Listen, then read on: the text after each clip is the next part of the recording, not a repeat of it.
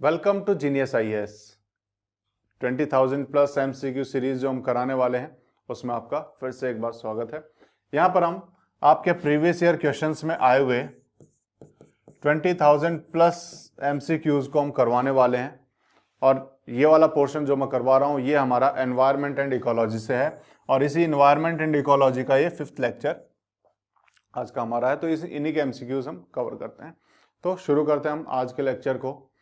जहां पे भी अगर आपको डाउट है या फिर किसी को स्लो लगे, इसमें हम पहले भी शायद इस चीज को रिपीट कर चुके हैं कि जो इनिशियली या बिगिनर है वो इसको थोड़ा सा ठीक स्पीड पे देखें, लेकिन जो ऑलरेडी कॉन्सेप्ट्स जिसके क्लियर हैं, जो ऑलरेडी इन चीजों को कर चुका है, वो इस चीज को 1.5 या 1.75 या चाहे तो 2x करके भी स्पीड बढ़ा के इन वीडियोस को देख सकता है ताकि वो जल्दी जल्दी इस वीडियो को कवर कर सके। लेकिन मैं उनसे जो बिगिनर हैं, जो फर्स्ट टाइम इन एमसीक्यूज को सॉल्व कर रहे हैं या फिर जो फर्स्ट टाइम कॉन्सेप्ट्स को जिन्होंने एक एक बार पढ़ा है, सिर्फ एक एक बार ही पढ़ पाए या नहीं पढ़ पाए हैं, उनके लिए यही कहूंगा कि वो इसको नॉर्मल स्पीड पे ही देखें ताकि कॉन्सेप्ट्स भी आपके साथ के साथ क्लियर होते चले।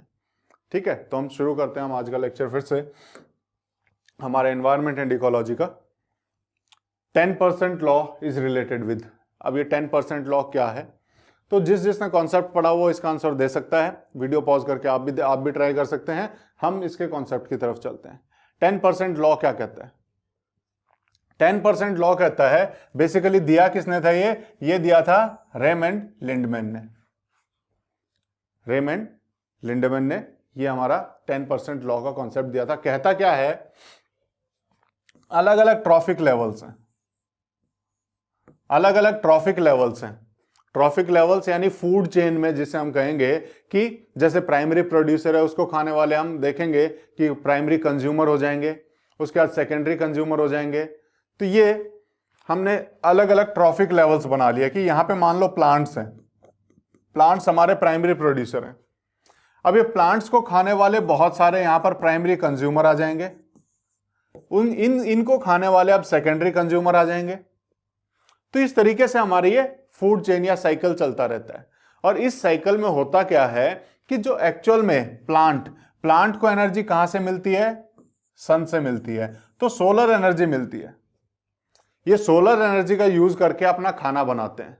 तो सबसे ज्यादा एनर्जी सोलर से जो ले रहे हैं वो ले रहे हैं प्लांट। अब ये जो इन प्लांट को खा रहे हैं उनके पास कितनी एनर्जी ट्रांसफर होगी वो ये 10% लॉ बताता है। अब प्लांट को खाने वाले जितने भी चीजें हैं उनके पास कितनी एनर्जी ट्रांसफर होगी वो ये 10% लॉ बताता है। वो बोलता है कि मान लो इसको अगर 100 मिली है एनर्जी, 100 यूनिट्स ऑफ एनर्जी मिली है, तो इससे अगले लेवल पे यानी जो भी प्लांट्स को खाएगा इसकी 10% एनर्जी ही उसको मिलेगी। यानी यहां तक ये कितनी पहुंचेगी? इसके पास सिर्फ और सिर्फ 10 एनर्जी मिलेगी।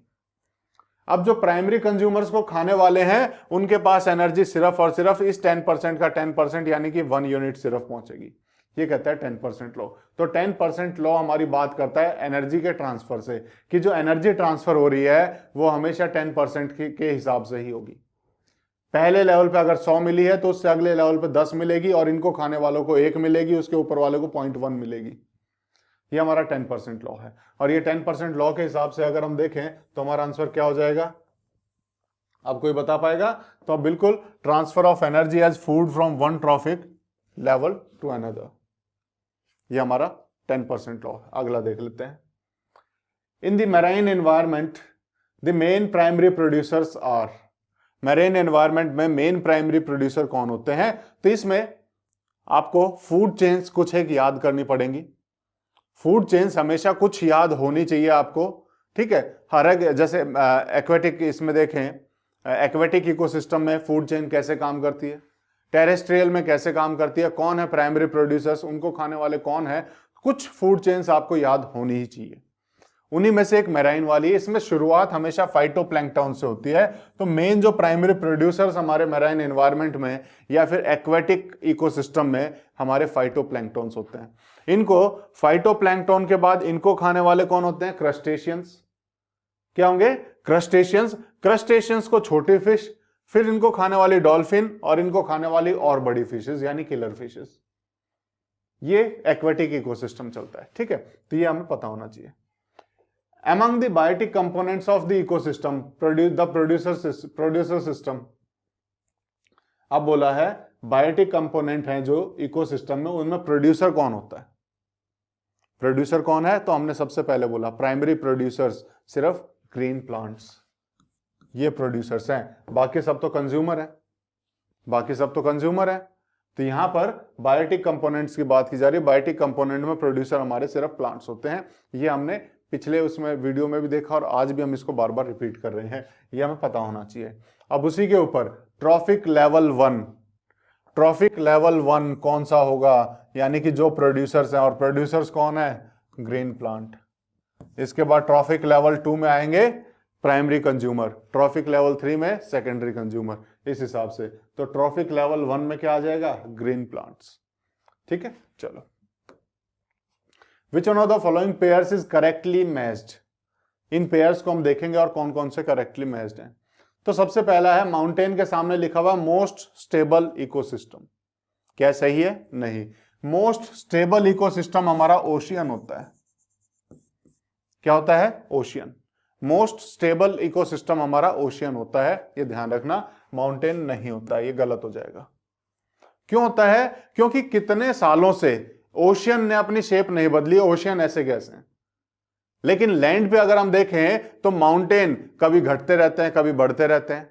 हमने पढ़ा हिमालय यंग माउंटेन है, उसकी हाइट अभी भी बढ़ रही है, तो क्या हम उसे स्टेबल बोल सकते हैं? नहीं।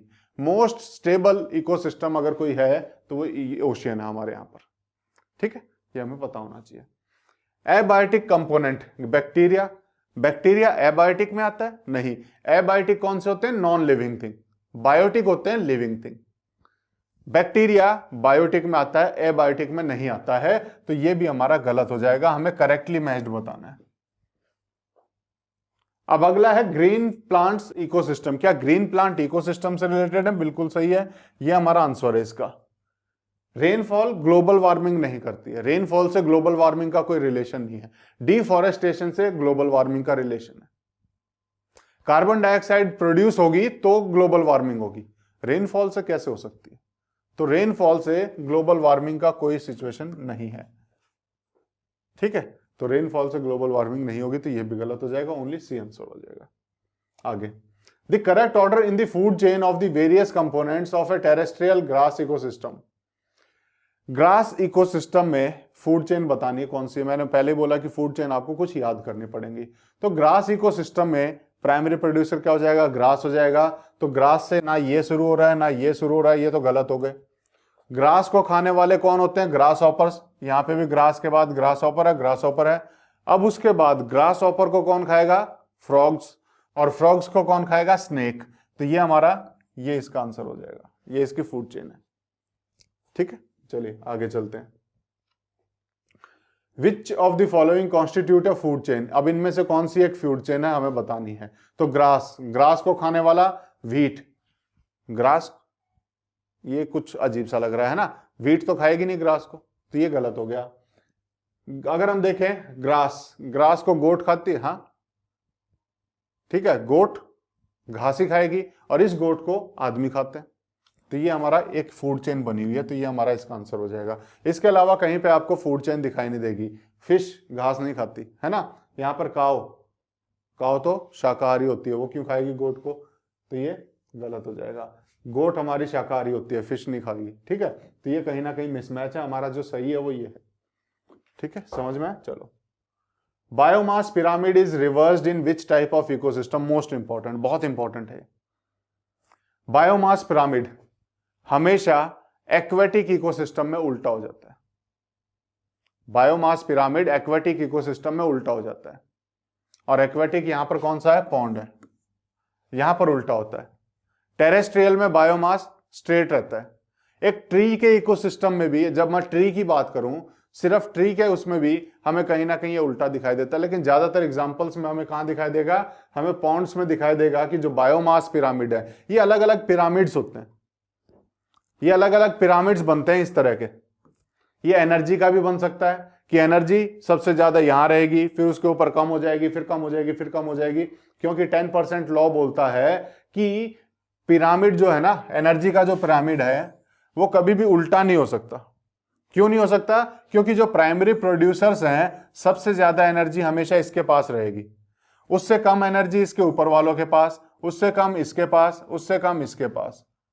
क्यों? क्योंकि 10% बोल रहा है कि यहां से 10% इसको मिलेगी, इसका 10% इसको, इसका 10% इसको।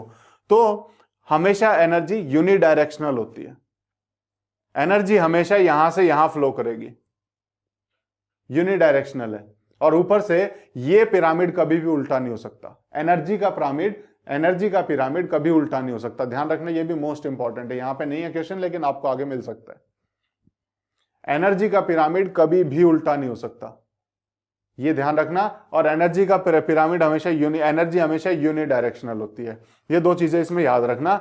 बायोमास पिरामिड उल्टा हो जाता है कई बार, ठीक है। जैसे एक्वेटिक सिस्टम में देखें तो यहां पर जो हमारे जो सबसे ऊपर वाले लेवल पे हैं ये ज्यादा हैं और ज्यादा भारी भी हैं, इनका बायोमास ज्यादा है एक्वेटिक इकोसिस्टम में, बजाय कि जो हमारे प्रोड्यूसर हैं, प्रोड्यूसर का कम मिलेगा और इनका ज्यादा मिलेगा। तो ये उल्टा हो गया यहाँ पे पिरामिड, प्रोड्यूसर यहां पे हैं लेकिन इनको खाने वाले का बायोमास ज्यादा है। लेकिन टेरेस्ट्रियल में अगर हम देखें नॉर्मल उसमें, तो यहाँ पे घास ज्यादा है, उसको खाने वाले उससे कम, उसको खाने वाले उससे कम, उसको खाने वाले उससे कम।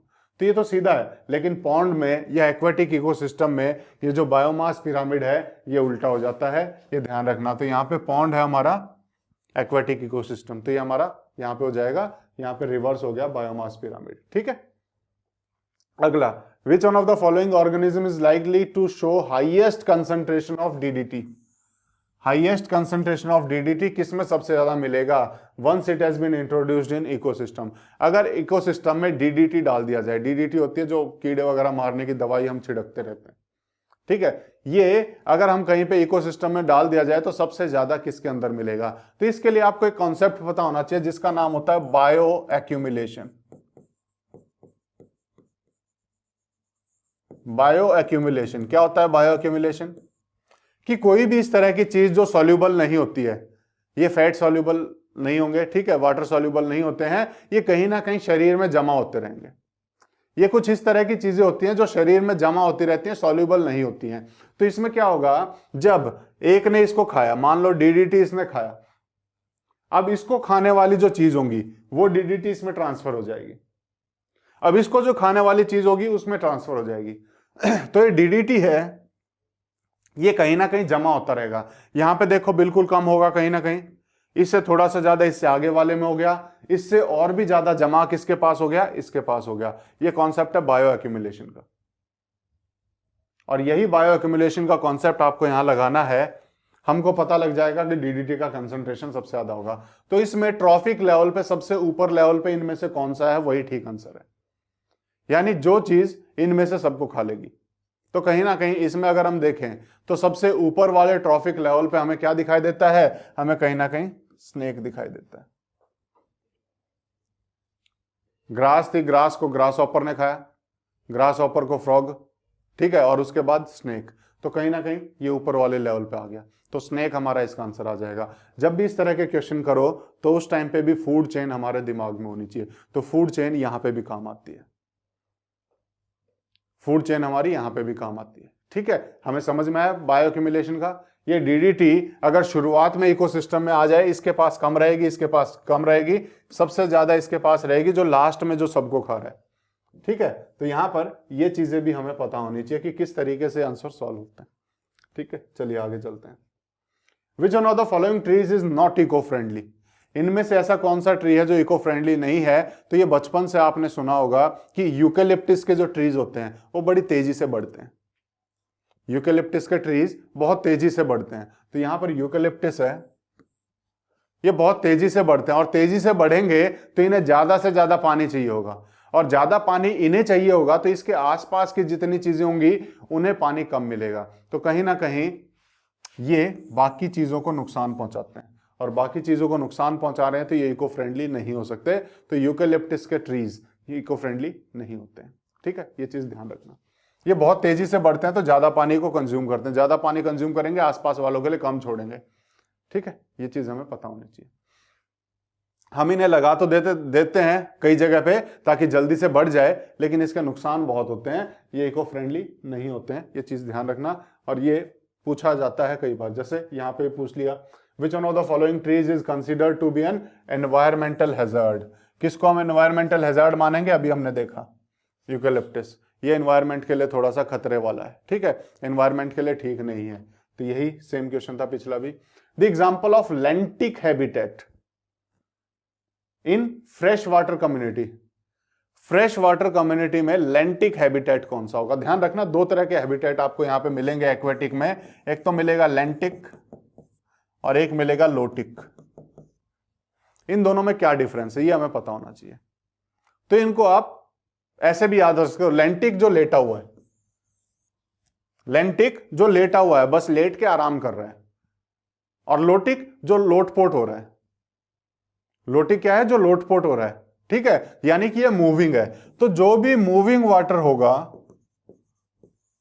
जो भी मूविंग वाटर हो जाएगा वो लोटिक में हो जाएगा, और जो भी स्टैटिक आ जाएगा वो आ जाएगा लेंटिक में। तो इनमें से मूविंग कौन सा है? वो लोटिक है, और जो स्टैटिक है वो लेंटिक है। तो इनमें से स्टैटिक हम देखेंगे, तो अगर हम देखें वाटरफॉल, तो वाटरफॉल तो वाटर मूव कर रहा है, तो हमारा लोटिक हो जाएगा। रिवर्स मूव करती हैं, लोटिक हो जाएगा। रिवर्स मूव कर रही है, लोटिक हो जाएगा। लेकिन पॉन्ड्स एंड स्वैम्प्स को अगर हम देखें तो ये तो एक ही जगह रहता है पानी। पॉन्ड से तालाब में भर गया तो भर गया, स्वैम्प्स है वहां पे है तो है, वो कहीं जा तो नहीं रहा है। तो जहां पर मूविंग नहीं है वो हमारा लेंटिक हो जाएगा, ठीक है। तो ये हमें इस हिसाब से आंसर करना है, तो इसका आंसर आ जाएगा इस तरीके से। तो ये दोनों वर्ड कहीं ना कहीं लिख लेना, लेंटिक और lotic. Transitional zone between two distinct communities is known as. दो अलग अलग कम्युनिटीज हैं, उनके बीच का ट्रांजिशनल जोन, ये हमने पिछली वीडियो में भी किया था। हमने देखा था कि एक कम्युनिटी मान लो कि, या फिर एक इकोसिस्टम यहां पे एक्वेटिक है, यहां पे लैंड इकोसिस्टम है, ये अचानक से चेंज तो नहीं होते, इनमें बीच में थोड़ा बहुत तो मैच आएगा ही। इस जोन को हमने इकोटोन बोला था, अगर आपको याद हो तो। इस जोन को हम बोलते हैं इकोटोन, कि जो ट्रांजिशनल जोन है वो इकोटोन होता है, हमने पढ़ा था इसका, ठीक है। चलो, विच one of the following is most stable ecosystem. अभी थोड़ी देर पहले हमने किया, क्या इसको आप कर सकते हैं? तो वीडियो पॉज करके इसका आंसर देने की कोशिश कीजिए, जिसने ध्यान से पढ़ा होगा पिछला क्वेश्चन। मोस्ट स्टेबल इकोसिस्टम अभी पढ़ा था, ओशियन हमने पढ़ा, या वहां पर ओशियन जहां माउंटेन लिखा हुआ था हमने उसको रॉन्ग किया था। ओशियन है मोस्ट स्टेबल इकोसिस्टम, ठीक है, ये हमें पता होना चाहिए। चलो, cycling of element in an ecosystem. Ecosystem में जो साइकिल चलता रहता है, जब आप पढ़ते हैं carbon cycle, hydrogen cycle, sulphur cycle, phosphorus cycle, ये बहुत सारे साइकिल्स आप पढ़ते हैं इन्वायरमेंट एंड इकोलॉजी में। क्या है ये? सारी बायोजियोकेमिकल साइकिल्स हैं। क्या है ये? बायोजियोकेमिकल साइकिल्स हैं, ठीक है। चलो आगे चलते हैं। Which one of the following is not related with ecological balance. Ecological balance से कौन सा रिलेटेड नहीं है? वाटर मैनेजमेंट से इकोलॉजिकल बैलेंस बनेगा, एफॉरेस्टेशन से भी बनेगा, पेड़ लगाएंगे तो इकोलॉजिकल बैलेंस बनेगा, वाइल्ड लाइफ प्रोटेक्शन से भी इकोलॉजिकल बैलेंस बनेगा। तो हमारा एक ही ऑप्शन बचता है, इंडस्ट्रियल मैनेजमेंट। ये हमारा कहीं ना कहीं इंडस्ट्रीज को मैनेज करने का, इकोसिस्टम को मैनेज करने के लिए नहीं है। तो इकोलॉजिकल बैलेंस के लिए हमारा ये नहीं होगा, ठीक है। तो आंसर हो जाएगा हमारा इंडस्ट्रियल मैनेजमेंट इसमें से, ठीक है। चलो, इकोलॉजी इज परमानेंट इकोनॉमी, ये किस मूवमेंट का स्लोगन है? कौन से आंदोलन में ये स्लोगन दिया गया था? Ecology is permanent economy, ecology is permanent economy किस में दिया गया था? आप बता सकते हैं? बिल्कुल आपको सही इसके बारे में अंदाजा होगा। ये दिया गया था चिपको मूवमेंट, जो कि 1973 में शुरू हुआ था उत्तराखंड में, ठीक है। 1973 में जहां पर लेडीज थी वो चिपक गई थी पेड़ से कि इन पेड़ों को मत काटो। तो पेड़ों को बचाने के लिए जो मूवमेंट शुरू हुआ था, चिपको मूवमेंट, उसी का स्लोगन था इकोलॉजी इज परमानेंट इकोनॉमी। ये हमें पता होना चाहिए। चलो आगे देख लेते हैं। चिपको मूवमेंट इज रिलेटेड टू, अभी थोड़ी देर पहले बात हुई कि पेड़ों को बचाने के लिए है, तो प्लांट कंजर्वेशन। प्लांट कंजर्वेशन हमारा चिपको मूवमेंट से रिलेटेड है, ठीक है। आगे चलते हैं। Which one of the following is the correct sequence of ecosystem in order of decreasing productivity? Productivity decrease होनी चाहिए। तो सबसे पहले इसका हमें याद कर लेना है। सबसे ज्यादा जो अगर हम देखें इनमें से सबसे ज्यादा मैंग्रोव्स में है, तो मैंग्रोव्स में है तो ये नहीं होगा, ये नहीं होगा। मैंग्रोव्स के बाद ग्रासलैंड्स में आएगी, और ग्रासलैंड्स के बाद लेक्स में, और फिर ओशियंस में। हमारा ये इसका आंसर है, इसको कहीं ना कहीं आप निशान लगा लेना। मैंग्रोव्स, फिर ग्रासलैंड, फिर लेक्स और फिर ओशियन, ये हमारा डिक्रीजिंग प्रोडक्टिविटी है इकोसिस्टम में। तो ये आंसर लगा लेना, ठीक है। क्या हो जाएगा? Mangroves, grassland, lakes, ocean. बहुत बार पूछा गया क्वेश्चन है ये भी। Which one of the following statement is correct? इनमें से कौन सा स्टेटमेंट करेक्ट है? तो ये आप वीडियो पॉज करके सारे स्टेटमेंट पढ़ लीजिए। इसका आंसर मैं आपको पहले ही इसी वीडियो में दे चुका हूं, जहां पर हमने एनर्जी फ्लो की बात की थी, लॉ ऑफ एनर्जी की बात की थी। हमने बोला था वो ये यूनिडायरेक्शनल होती है, वो एक ही डायरेक्शन में बहती है। तो हमारा आंसर ऑलरेडी इसमें दिया हुआ है पहला ही, तो आगे पढ़ने की जरूरत ही नहीं थी हमें, कि जो एनर्जी फ्लो है बायोस्फेरिक इकोसिस्टम में वो यूनिडायरेक्शनल है, एक सिंगल डायरेक्शन में चलता है, ठीक है। तो ये हमें पता होना चाहिए। चलो, ये भी हमारा आंसर हो गया। अगला देख लेते हैं, the measurement unit of ecological footprint. ये इकोलॉजिकल फुटप्रिंट क्या होता है? इकोलॉजिकल फुटप्रिंट हमने हमारी एक वीडियो में बड़ा डिटेल में समझाया हुआ भी है, लेकिन क्या होता है इसको हम थोड़ा सा शॉर्ट में अभी समझ लेते हैं, कि हम अपने इकोसिस्टम का कितना एरिया हम यूज कर सकते हैं, वो हमारा इकोलॉजिकल फुटप्रिंट होगा। यानी हम कितने एरिया को यूज करेंगे, यानी उस उतने एरिया पे हमने अपनी छाप छोड़ दी। बहुत सिंपल शब्दों में कहूं कि उतने एरिया में हमने अपनी छाप छोड़ दी जितने एरिया को हमने यूज किया। मान लो कि ये पूरा इकोसिस्टम है, इसमें से आपने ये एरिया यूज किया, तो यहां पे ये एरिया खाली हुआ, किसकी वजह से? हमारी वजह से। तो ये हमारा क्या है? इकोलॉजिकल फुटप्रिंट है, क्योंकि ये एरिया हमारी वजह से, यहां पे हमने छाप छोड़ी है, हमने इसको खाली किया, तो ये हमारा इकोलॉजिकल फुटप्रिंट है। तो जितना मैं यूज कर पाऊं तो वो मेरा इकोलॉजिकल फुटप्रिंट हो जाएगा, कितना मैंने यूज किया। तो यहां पे हमें इसको हमें नापना हो इकोलॉजिकल फुटप्रिंट में, तो कैसे नापेंगे? इसको नापते हैं हम ग्लोबल हेक्टेयर्स में। कैसे नापते हैं? ग्लोबल हेक्टेयर्स में। तो इकोलॉजिकल फुटप्रिंट की वीडियो आप हमारे प्लेलिस्ट में जाके देख सकते हैं, आपको कॉन्सेप्ट्स में मिल जाएगा। प्रिसाइज कॉन्सेप्ट करके एक प्लेलिस्ट है, वहां पे ऑलरेडी इसके बारे में बताया हुआ है, ठीक है। तो ये जहां पर और भी बहुत सारी बातें की हुई हैं, जैसे एनवायरमेंट इकोलॉजी में क्या डिफरेंस होता है, वो बहुत सारी चीजें, बहुत सारे छोटे छोटे कॉन्सेप्ट हैं जो वहां पे हमने करवाए हुए हैं, ठीक है। चलिए आगे चलते हैं।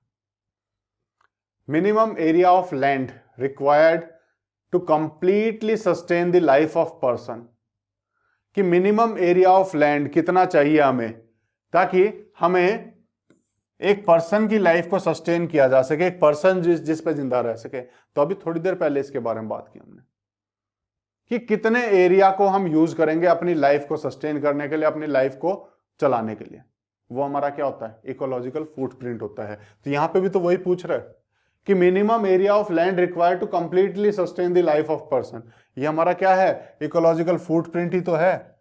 जितना हम यूज कर पाएंगे उतनी तो छाप छोड़ेंगे, उतना ही तो फुटप्रिंट हम छोड़ेंगे। तो वही चीज हमने पूछी, वही हमसे पूछी हुई है, थोड़ी सी दूसरी लैंग्वेज में। तो क्या हो जाएगा? इकोलॉजिकल फुटप्रिंट, ठीक है। चलिए आगे भी देख लेते हैं। Who of the following used the term deep ecology for the first time? Deep ecology को यूज करने वाले कौन थे फर्स्ट टाइम? तो ये हमें पता होना चाहिए, ठीक है। हालांकि कोई कॉन्सेप्ट नहीं है, तो इसमें सिर्फ हमें ये पता होना चाहिए कौन है? आर्ने नेस, जिसने deep ecological first time use किया था। किसने किया था? आर्ने नेस ने, ठीक है। आगे, कॉन्सेप्ट ऑफ इकोलॉजिकल नीश किसने दिया था? इकोलॉजिकल नीश का कॉन्सेप्ट किसने दिया था? बिल्कुल ग्रेनेल ने यह कॉन्सेप्ट दिया था इकोलॉजिकल नीश का। The millennium ecosystem assessment describes the following major categories of ecosystem services, ठीक है। क्या क्या? Provisioning, supporting, regulating, preserving and cultural.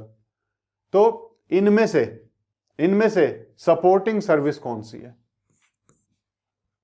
Option दिया हुआ है कि जो मिलेनियम इकोसिस्टम असेसमेंट है, इसने अलग अलग इकोसिस्टम की अलग अलग सर्विसेज के बारे में बात की, कि उसके अंदर प्रोविजनिंग सर्विसेज हैं, हमारी सपोर्टिंग सर्विसेज हैं, रेगुलेटिंग है, प्रिजर्विंग है, कल्चरल है। तो इनमें से जो ऑप्शन दिए हुए हैं, इनमें से सपोर्टिंग सर्विसेज कौन कौन सी हैं?